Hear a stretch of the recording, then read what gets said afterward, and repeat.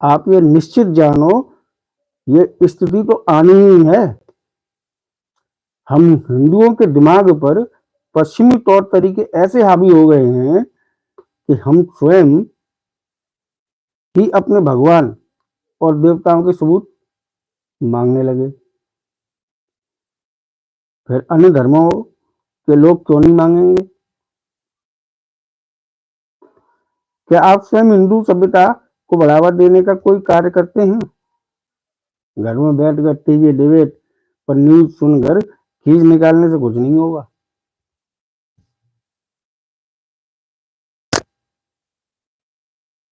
TV debate में आने वाले श्री रिजवान अहमद, जो कि लखनऊ हाई कोर्ट के वकील हैं, उनका सुझाव काफी सराहनीय लगा। वह मुस्लिम होते हुए भी हिंदू भाइयों को कहते हैं, मैं मुस्लिम होकर भी माथे पर कभी कभी टीका और हाथ में कलावा बांधता हूँ, धोती और कुर्ता भी पहनता हूँ। पर हिंदू भाई, आपको क्यों शर्म आती है? रोज नहीं कर सकते तो कम से कम महीने में एक दिन तो सामूहिक रूप से किसी पार्क या मैदान में गेट टुगेदर करो।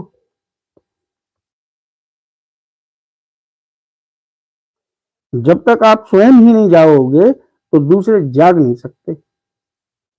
जब कोई एक जागेगा तब वह दूसरे को जगा सकेगा।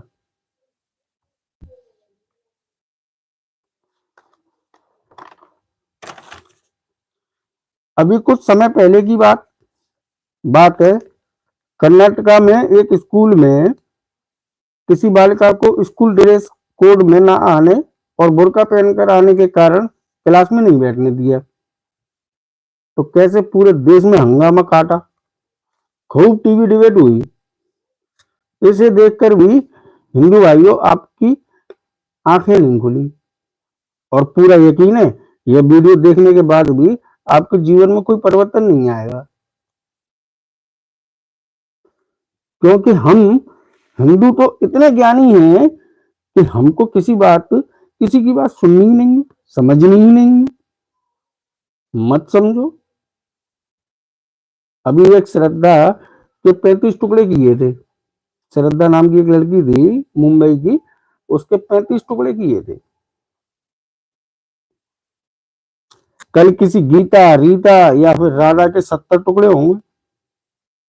आप तब भी शांत और गहरी निद्रा में सोते रहना। मुस्लिम अपने बच्चों को मदरसों में कुरान और हदीस पढ़ा रहा है। पर आपने कभी रामायण, गीता, वेद, महाभारत को पढ़ाने के लिए मांग की? नहीं की। चलिए, आप ऐसी गहरी नींद में सोते रहिए। हम अपने टॉपिक पर आते हैं। आज का हमारा टॉपिक है ईश्वरीय ज्ञान कैसे प्राप्त करें। आप जहां भी देखेंगे या पढ़ेंगे, आपको संतों का ही जिक्र मिलेगा। बिना संतों के मनुष्य का कल्याण नहीं हो सकता। आप चाहे कोई भी ग्रंथ पढ़ो, सब में संत, महापुरुष और गुरु से ही ज्ञान प्राप्त होने की बात कही गई है।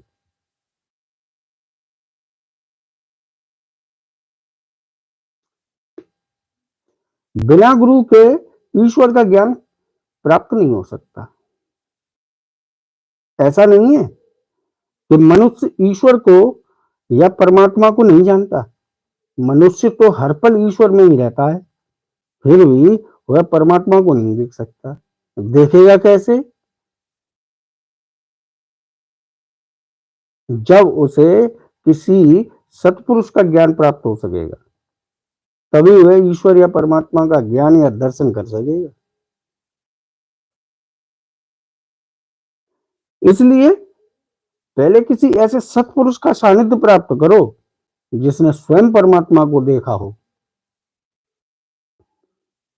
सतगुरु श्री रामकृष्ण परमहंस जी की बात याद आती है। स्वामी विवेकानंद जी जब उनसे मिलने गए तब उन्होंने उनसे पूछा, क्या आपने परमात्मा को देखा है? परमहंस जी ने जवाब दिया, हाँ देखा है। स्वामी जी ने बड़े बड़े कौतूहल से फिर पूछा, कैसा है परमात्मा?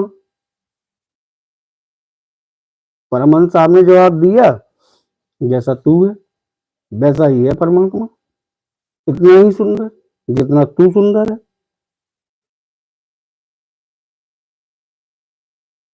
स्वामी जी की उत्सुकता और ज्यादा बढ़ गई और फिर से पूछा, फिर मुझे क्यों नहीं दिखता? परमहंस साहब थोड़े से मुस्कुराए, हंसे, फिर जवाब दिया, उसे तब देख पाएगा जब किसी सत्पुरुष का ज्ञान प्राप्त करेगा, क्योंकि सूर्य के प्रकाश से तो सिर्फ संसार को देखा जा सकता है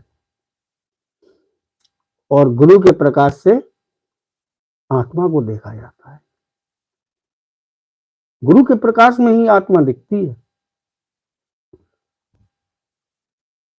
इसलिए मनुष्य को जब तक गुरु की रोशनी प्राप्त नहीं होगी, निश्चय है मनुष्य परमात्मा को नहीं जान सकेगा। वह रोशनी ही और है, वो प्रकाश ही और है। जो आत्मा कैसे भी मनुष्य नहीं देख सकता, उसी गुरु के ज्ञान रूपी प्रकाश में मनुष्य आत्मा को अपनी आंखों से देखता है,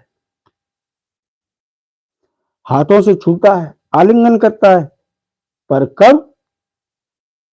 जब गुरु के ज्ञान रूपी प्रकाश को आत्मसात करता है।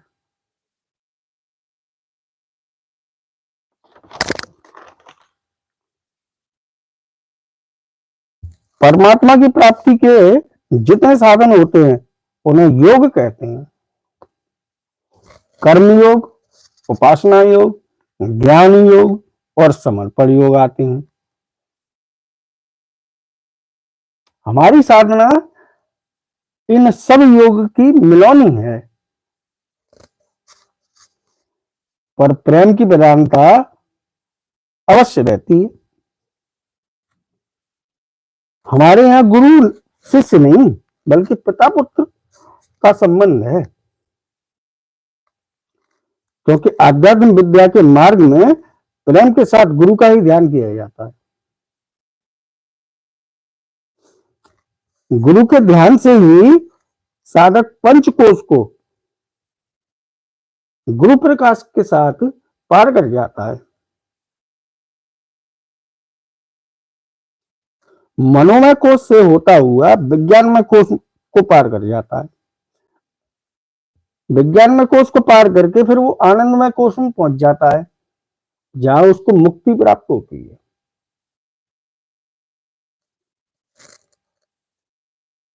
पर ये कब होगा? जब आप अपने समर्थ गुरु के ज्ञान रूपी प्रकाश को साथ लेकर चलेंगे।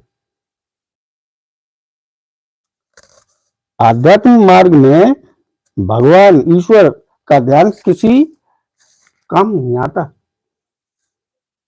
क्योंकि भगवान या ईश्वर परमात्मा की पूजा कर्मकांड की पूजा कहलाती है और ये साधना में प्रथम श्रेणी है, यानी प्राथमिक विद्यालय की पढ़ाई है। और आध्यात्म विश्वविद्यालय की पढ़ाई है।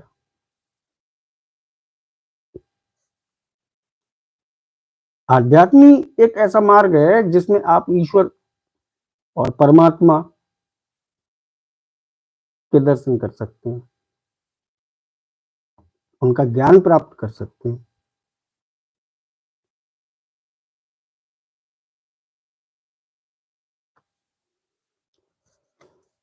कर्मकांड की पूजा जो कि साधक को मनोमय कोष तक ले जा सकती है। कर्म कांड कहने का मतलब ये हुआ, कर्म कांड की पूजा साधक को तीसरे कोष तक ले जा सकती है। सबसे पहला अन्नमय कोष, दूसरा प्राणमय कोष, तीसरा मनोमय कोष। अधिकतम आप मनोमय कोष तक ही जा सकते हैं।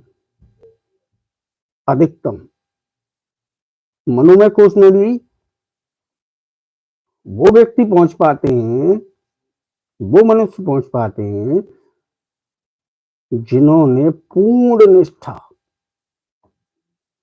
से कर्मकांड की पूजा की हो।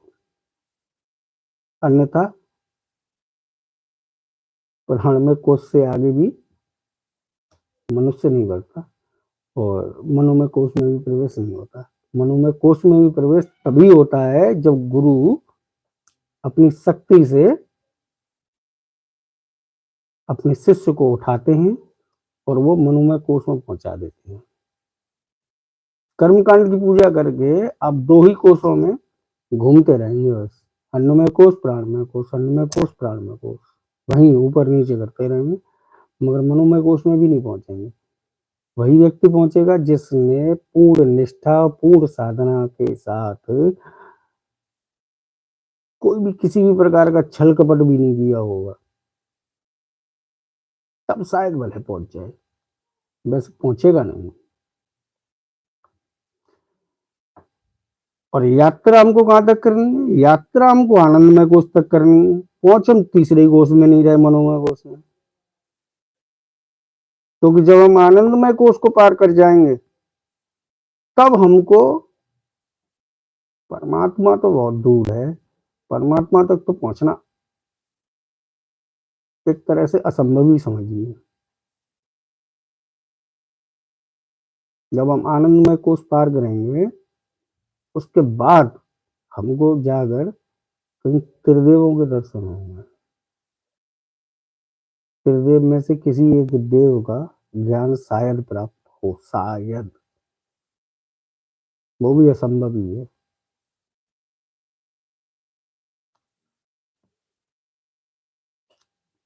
एक चीज और, कर्मकांड की जो पूजा है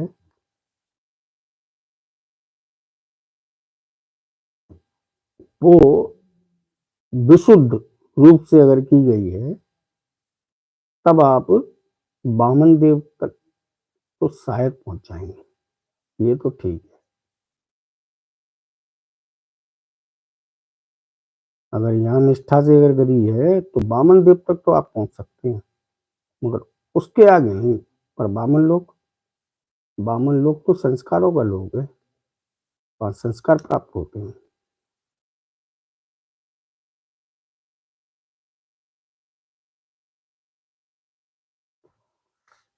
और आपकी दौड़ कहाँ है?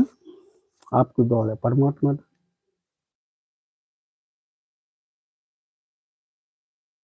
आप ऐसे समझ लीजिए कि आपके लिए जैसे त्रिदेव दूर है वैसे ही त्रिदेव से परमात्मा तक दूर है, और परमात्मा से ईश्वर भी उतनी दूर है जितनी दूर त्रिदेवों से परमात्मा। ये असंभव कार्य है पर लोग इसको संभव भी करते हैं,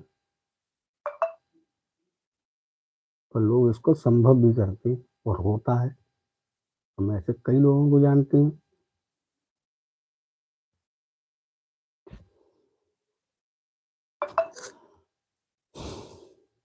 आगे चलते, साधक को मनोमय कोष तक ले जा सकती है आप कर्मकांड की पूजा। उसके आगे का रास्ता शिव रूपी गुरु भगवान ही करा सकते हैं। मनोमय कोष से आगे तो सिर्फ गुरु ही ले जा सकते हैं, शिव रूपी गुरु।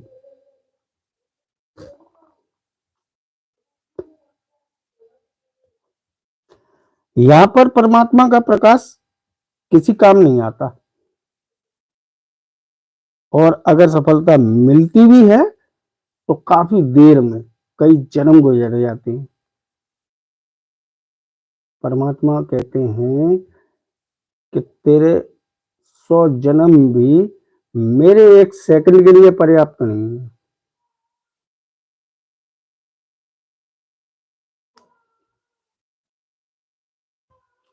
अब बात गुरु का ध्यान करने से क्या लाभ होता है।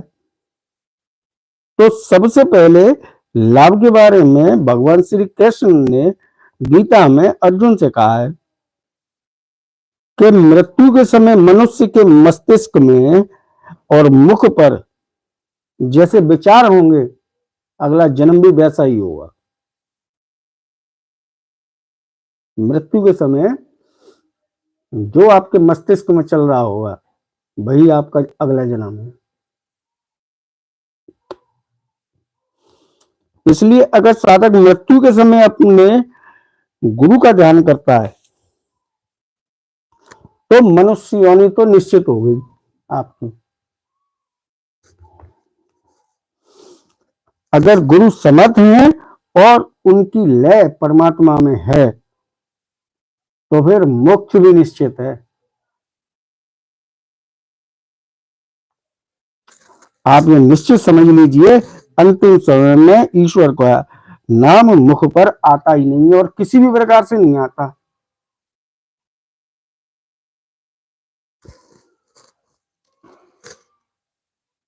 आप कोशिश करके देख लेना, अंतिम समय में ईश्वर का नाम मुख पर आएगा ही नहीं। इसकी भी एक बहुत अच्छी कहानी अजामिल एक सेठ हुए थे कन्नौज में, वो कहानी हम आपको कल सुनाएंगे।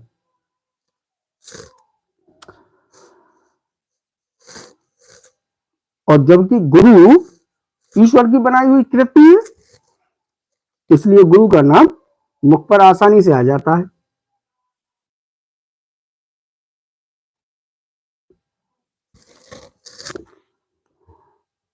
और गुरु का नाम आसानी से आने से जो गुरु परमात्मा में लीन है, मुक्ति भी संभव है।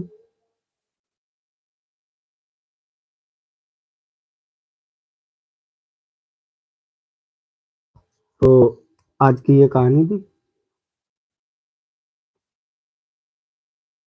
मोहित जोशी जी लिख रहे हैं, मृत्यु कब आएगी क्या पता, इंसान को पता भी नहीं चलता। हाँ मोहित जी, आपकी बात बिल्कुल सही है कि मृत्यु कब आएगी ये तो नहीं पता चलता है, मगर उसका अनुमान अवश्य हो जाता है 24 घंटे पहले। उसका अनुमान 24 घंटे पहले अवश्य हो जाता है।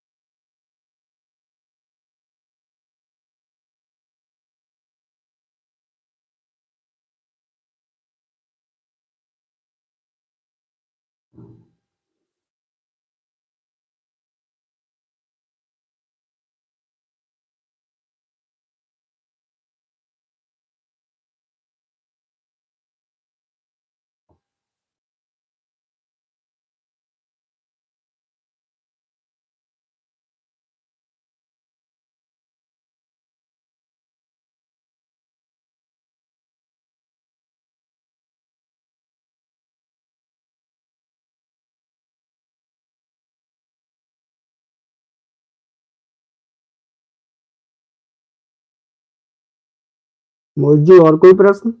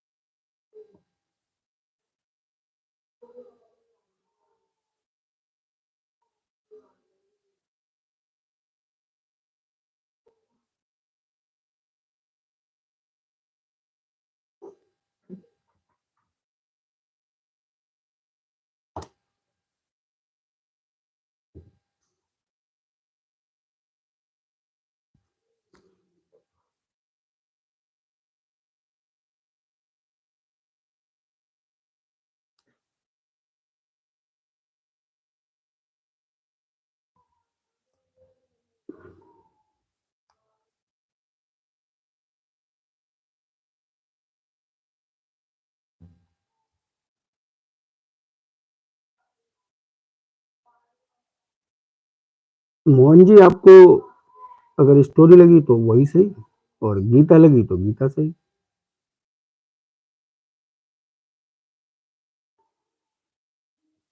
हमारा काम था लोगों को बताना, आपका काम था सुनना।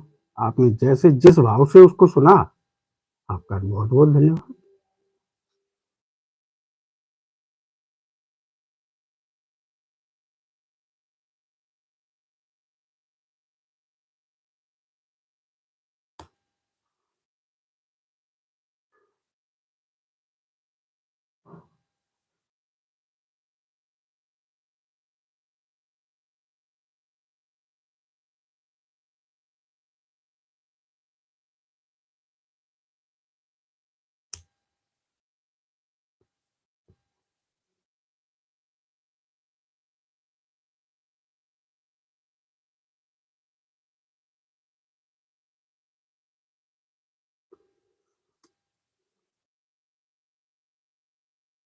हाँ, स्पिरिचुअल टॉक्स, आपकी बात सही है।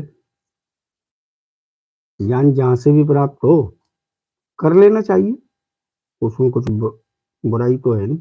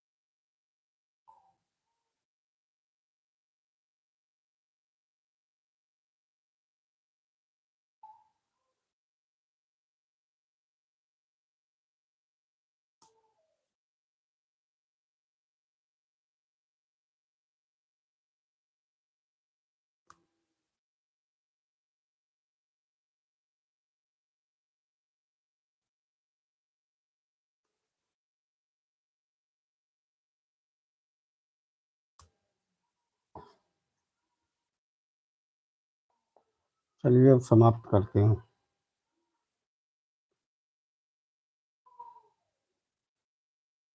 कल 11:30 बजे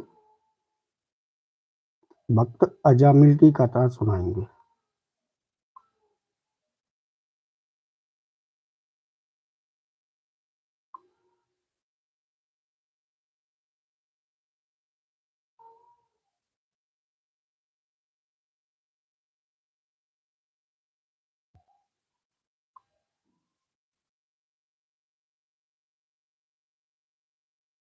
जय श्री कृष्ण।